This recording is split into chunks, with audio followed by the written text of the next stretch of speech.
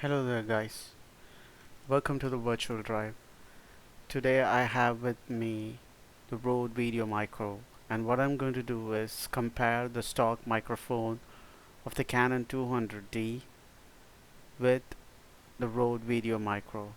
Let's see how the clarity is, and you'll get an idea if to go for a Rode or if you can stick on with the stock microphone of the Canon 200D.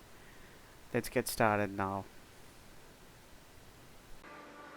This is the sound recording of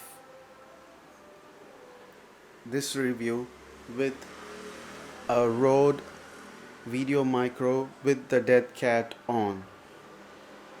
There are some background noises. You can see how the filtering is. Now let's do the same review with the stock Canon 200D microphone.